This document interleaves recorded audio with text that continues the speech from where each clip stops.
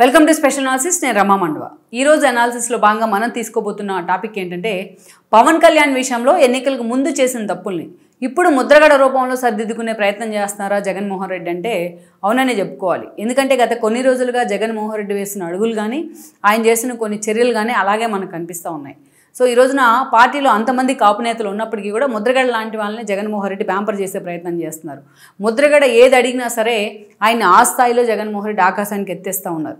వాళ్ళ కొడుకు పత్తిపాడు ఇన్ఛార్జిగా సమన్వయకర్తగా బాధ్యతలు ఇవ్వడమే కాదు, ఈరోజు ముద్రగడను కూడా పీఏసీ సభ్యులుగా చేసుకున్నారు జగన్మోహన్ రెడ్డి. అంతేకాదు ఇక అత్యంత కీలకంగా ముద్రగడ కీలక నిర్ణయాల్లో కూడా వైఎస్ఆర్సీపీ నిర్ణయాల్లో కూడా అఫిషియల్గా ఆయన భాగస్వామ్యం కాబోతున్నారు. ముద్రగడకి ఇంత జగన్మోహన్ రెడ్డి ప్రయారిటీ ఇస్తున్న సిచ్యువేషన్లో వైఎస్ఆర్సీపీలో జరుగుతున్న చర్చ ఏంటంటే ఎన్నికలకు ముందు జగన్మోహన్ రెడ్డి తాను చేసిన తప్పుల్ని ఆయన రెక్టిఫై చేసుకుంటున్నారా అనే చర్చ కూడా తావిస్తున్నారు ఆయన. ఎందుకంటే కాపు సామాజిక వర్గ కేంద్రంగా జగన్మోహన్ రెడ్డి అనేక రకాల రాజకీయాలు చేస్తూ వచ్చారు అనేక సార్లు. కానీ 2019 నుంచి 2024 వరకు కూడా పవన్ కళ్యాణ్ రూపంలో మాత్రం అనేక తప్పులు చేస్తూ వచ్చారు ఆయన.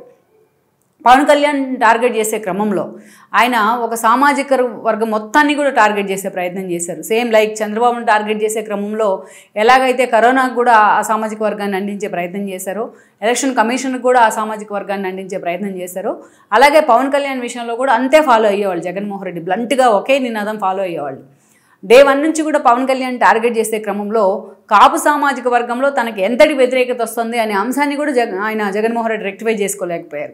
ఎందుకంటే నిజానికి 2019 ఎన్నికల కంటే ముందే వంగవీటి రాధా లాంటి వాళ్ళు జగన్మోహన్ రెడ్డి మీద తిరుగుబాటు జెండా ఎగరేసి కూడా బయటికి రావడం జరిగింది. ఈవెన్ టీడీపీ నుంచి టికెట్ కూడా తీసుకోకుండా ఆయన జగన్మోహన్ రెడ్డికి వ్యతిరేకంగా పనిచేశారంటేనే ఏ స్థాయిలో జగన్మోహన్ రెడ్డి మీద ఆయన వ్యతిరేకత ఉందనేది మనం అర్థం చేసుకోవచ్చు. అలా ఒక సామాజిక వర్గం తన మీద ఇంత వ్యతిరేకత ఎందుకు ఉంది అనే దాన్ని కూడా ఎక్కడ జగన్మోహన్ రెడ్డి స్టడీ చేసే ప్రయత్నం చేయలేదు. దానికి తోడు 151 సీట్లతో అధికారంలోకి వచ్చిన అహంకారం జగన్మోహన్ రెడ్డిని అనేక రకాలుగా పూర్తి స్థాయిలో కళ్ళు మూసుకుపోయేలాగా చేసింది. ఈ క్రమంలోనే పవన్ కళ్యాణ్ మాట్లాడితే చాలు ఆ స్థాయిలో కాపు నేతలతో ఆయన టార్గెట్ చేసేవాళ్ళు. అందరికన్నా ముందుగా ఒక పేర్ని నాని, ఒక అంబటి రాంబాబు, ఒక గుడివాడ అమర్నాథ్ లాంటి వాళ్ళు పవన్ కళ్యాణ్ టార్గెట్ చేసేందుకు ముందు వరుసలో ఉండేవాళ్ళు. జగన్మోహన్ రెడ్డి కూడా ఈవెన్ తన బటన్ నొక్కే కార్యక్రమాలకు వెళ్ళినా, అది విద్యార్థులతో మీటింగ్ అయినా, స్టూడెంట్స్తో ఇంటరాక్షన్ అయినా సరే పవన్ కళ్యాణ్ పెళ్లిళ్ళ వ్యవహారాన్ని కూడా ఆయన అక్కడ టార్గెట్ చేసేవాళ్ళు. వెనక ముందు అది ఎలాంటి డయాస్, తాను సీఎంగా ఉన్నాను, రాజ్యాంగబద్ధమైన ఒక పదవిలో ఉన్నాను ఆయన ఎప్పుడు కూడా ఆలోచించుకోలేదు. పవన్ కళ్యాణ్ పెళ్ళిళ్ళని టార్గెట్ చేసేవాళ్ళు వ్యక్తిగతంగా, పవన్ కళ్యాణ్ భార్యల్ని టార్గెట్ చేసేవాళ్ళు, పవన్ కళ్యాణ్ పిల్లల్ని టార్గెట్ చేసేవాళ్ళు. ఇలా ప్రతిసారి కూడా పవన్ కళ్యాణ్ వ్యక్తిగతంగా టార్గెట్ చేసే క్రమంలో ఆయన అభిమానించే ఆయన సామాజిక వర్గంలో తన మీద వ్యతిరేకత పెరుగుతుందనే అంశాన్ని కూడా జగన్మోహన్ రెడ్డి గుర్తించలేకపోయారు. దానికి తోడు ఒక టీంని తయారు చేసి ఏదైతే ఒక పేర్ని నాని కానీ, ఒక గుడివాడ అమర్నాథ్ కానీ, ఏదైతే మనం చూసినట్లయితే ఒక అంబటి రాంబాబు లాంటి వాళ్ళని ముందు పెట్టి పవన్ కళ్యాణ్ మాటకు ముందు టార్గెట్ చేస్తూ ఉండేవాళ్ళు. సో ఆల్మోస్ట్ అది ఎంత దూరం వెళ్ళిందంటే పవన్ కళ్యాణ్ ఒక దశలో ఈ సఫికేషన్ తీసుకోలేక వెళ్ళి బీజేపీతో కూడా చేతులు కలిపిన పరిస్థితి, బీజేపీతో పొత్తులు పెట్టుకున్న పరిస్థితి, ఇంక్లూడింగ్ ఆయన సినిమాలను కూడా టార్గెట్ చేశారనమాట. సో అప్పటి నుంచి కూడా చూసినట్లయితే ఇక పవన్ కళ్యాణ్ ఎక్కడ వెళ్ళి టీడీపీతో కలిస్తే పూర్తిగా తమ ఓటుకి డ్యామేజ్ జరుగుతుందో అని జగన్మోహన్ రెడ్డి ఆలోచన.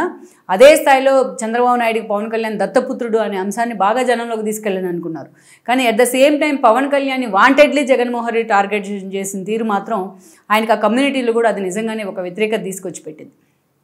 అనేక రకాలుగా ఎంత తాను కాపు కార్పొరేషన్ని తాను రద్దు చేయడం దగ్గర నుంచి ఆ స్థాయిలో ఎవరైతే కాపు సామాజిక వర్గంలో వెనుకబడిన విద్యార్థులకు చంద్రబాబు నాయుడు విదేశీ విద్య పేరుతో అనేక పథకాలు అందించారు, వాటన్నిటిని కూడా తీసేయడం దగ్గర కాపు కార్పొరేషన్కి నిధులు కేటాయించకపోవడం, ఇలాంటివన్నీ కూడా కేవలం ముద్రగడ లాంటి వాళ్ళని ముందు పెట్టి ఏదో రాజకీయం చేసే ప్రయత్నం, ఇవన్నీ కూడా ఒక బూమరాంగ్ అయ్యాయి జగన్మోహన్ రెడ్డికి.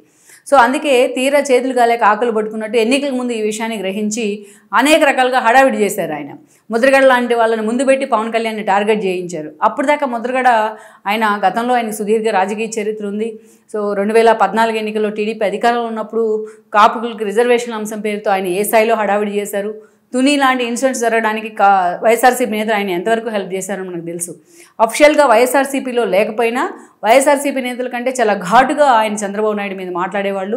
చంద్రబాబు నాయుడు కాపు కార్పొరేషన్ పెట్టినా, కాపు రిజర్వేషన్ అంశం మీద తీర్మానం చేసి పంపినా ఒక్కసారి కూడా ముద్రగడ లాంటి వాళ్ళు దాన్ని వెల్కమ్ చేసిన పరిస్థితి లేదు. అదే జగన్మోహన్ రెడ్డి కాపు సామాజిక వర్గ రిజర్వేషన్ అంశం నా పరిధిలో లేదు, కేంద్రం పరిధిలో ఉంది అని ఎన్నికల సమయంలో చెప్పినా దాన్ని కూడా ఆయన వెల్కమ్ చేసిన పరిస్థితి. అలా ఫస్ట్ నుంచి కూడా ఆయన డిప్లొమాటిక్గానే వ్యవహరిస్తూ వచ్చారు ముద్రగడ. అలాంటి ముద్రగడనే ముందు పెట్టి పవన్ కళ్యాణ్ తిట్టించేవాళ్ళు. ఈవెన్ పవన్ కళ్యాణ్ బీజేపీ కోసం తాను 2 సీట్లు వదులుకుంటున్నాను, త్యాగం చేస్తున్నాను, నాకు 100% స్ట్రైక్ రేటే ముఖ్యం అంటే పవన్ కళ్యాణ్ ఒక చాతగాని వ్యక్తిగా అభివర్ణించారు ఆ రోజు ముద్రగడ పద్మనాభం. వ్యక్తిగతంగా కూడా టార్గెట్ చేశారు. పవన్ కళ్యాణ్ గెలిస్తే పిఠాపురంలో తన పేరు మార్చుకుంటానంటూ కూడా నేను సవాల్ చేశారు. టీడీపీ దగ్గర తాకట్టు పెడుతున్నారు పవన్ కళ్యాణ్ తన పార్టీని అంటూ కూడా చాలా హ్యూమిలేటింగ్గా మాట్లాడిన పరిస్థితులు అయితే ఉన్నాయి. కానీ పవన్ కళ్యాణ్ ఎక్కడ కూడా ఇలాంటి వాళ్ళకి ఎవరికి కూడా టెంప్ట్ కాకుండా 100% స్ట్రైక్ రేట్ మీద ఆయన ఫోకస్ పెట్టే ప్రయత్నం చేశారు. సో ఆల్మోస్ట్ పవన్ కళ్యాణ్ అంత దారుణంగా టార్గెట్ చేసిన తీరు అది రిజల్ట్లో కూడా కనిపించింది. అంత అగ్రెసివ్గా జనసేన కూడా చంద్రబాబు నాయుడు అరెస్ట్ చేస్తే టీడీపీ శ్రేణులు ఎంత అగ్రెసివ్గా పనిచేశాయో పవన్ కళ్యాణ్ని వ్యక్తిగతంగా టార్గెట్ చేస్తే జనసేన శ్రేణులు కూడా అంతే పనిచేశాయి. సో అన్ని మొత్తం సామాజిక వర్గాలకు అతీతంగా మన కూటమి విజయ దుందుబు మోగించింది. అయితే ఎప్పుడైతే పవన్ కళ్యాణ్ ఆ స్థాయిలో టార్గెట్ చేసిన తర్వాతే అతను ప్రభుత్వ వ్యతిరేక ఓట్లు చీలకూడదని నిర్ణయించారు. టీడీపీతోని బీజేపీతోని చేతులు కలిపి అందరినీ ఒకే వేదిక మీదకి తీసుకొచ్చారు. సో అందుకే ఎన్నికలు అయిపోయిన తర్వాత అటు టీడీపీ ఫెయిల్యూర్స్ని హైలైట్ చేస్తుంది కానీ వైసీపీ ఎక్కడ పవన్ కళ్యాణ్ టార్గెట్ చేసే ప్రయత్నం చేయట్లేదు. పవన్ కళ్యాణ్ని తిట్టొద్దు, గతంలో తిట్టి తప్పు చేసామంటూ కూడా చాలామంది నేతలు మాట్లాడుతున్నారు. ఇంక్లూడింగ్ తోట త్రిమూర్తుల దగ్గర నుంచి గుడివాడ అమర్నాథ్ దాకా పవన్ కళ్యాణ్ ఫ్యాక్టర్ని అంచనా వేయడంలో మేము తప్పు చేసామంటూ కూడా వాళ్ళు మాట్లాడుతూ వస్తున్నారు. అందుకే ఆ సామాజిక వర్గంలో తమ మీద ఎంత వ్యతిరేకత ఉందనేది కూడా జగన్మోహన్ రెడ్డికి ఇప్పుడు కళ్ళు తెరుచుకున్నాయి.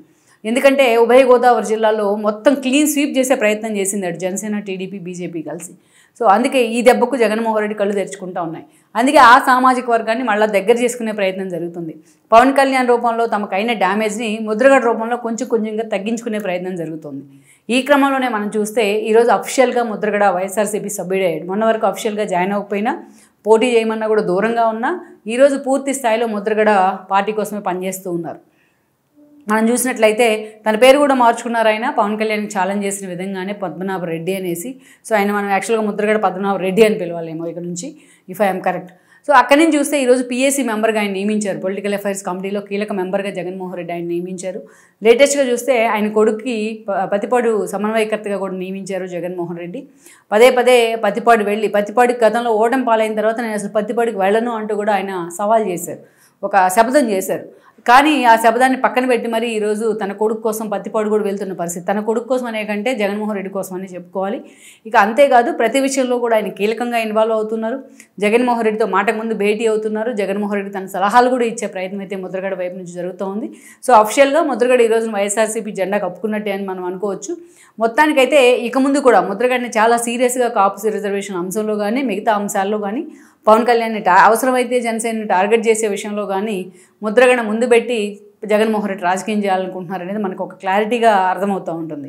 అందుకే ఈ రోజును చూసినట్లయితే కొంత సంయమనం పాటించండి, పవన్ కళ్యాణ్ టార్గెట్ చేయకుండా అంటూ కూడా కొంత వైసీపీ నుంచి కొన్ని ఫీలర్స్ వదులుతూ ఉన్నారు బయటికి. అందుకే ఈరోజు చంద్రబాబు నాయుడును లోకేష్ను టార్గెట్ చేసినంతగా వైఎస్ఆర్సీపీ పవన్ కళ్యాణ్ టార్గెట్ చేయటం లేదు. కానీ ఈరోజు చూసినట్లయితే ముద్రగడని ముందు పెట్టి జగన్మోహన్ రెడ్డి రాజకీయం చేసుకుంటూ ఉన్నారు. ఏదైతే తన మీద వచ్చిన ఆ వ్యతిరేకత ఏదైతే ఉందో ఆ సామాజిక వర్గంలో ఆ ఇంటెన్స్ తగ్గించేందుకే ముద్రగడ లాంటి వాళ్ళని ముందు పెడతా ఉన్నారు. ఆయన పవన్ కళ్యాణ్ విషయంలో చేసిన తప్పులను ఈయన రూపంలో సరిదిద్దుకుంటున్నప్పటికీ బట్ ముద్రగడ రెప్యుటేషన్ ఏంటి ఆ సామాజిక వర్గంలో అనేది ఒక పెద్ద క్వశ్చన్ మార్క్ అనుకోవాలి. మరి ఇలాంటి పరిస్థితుల్లో తోట త్రిమూర్తులు లాంటి వాళ్ళని కూడా పక్కన పెట్టి జగన్మోహన్ రెడ్డికి ప్రయారిటీ ఇస్తున్న తీరు గోదావరి జిల్లాలో కూడా చర్చనీయాంశం అవుతూ ఉంది.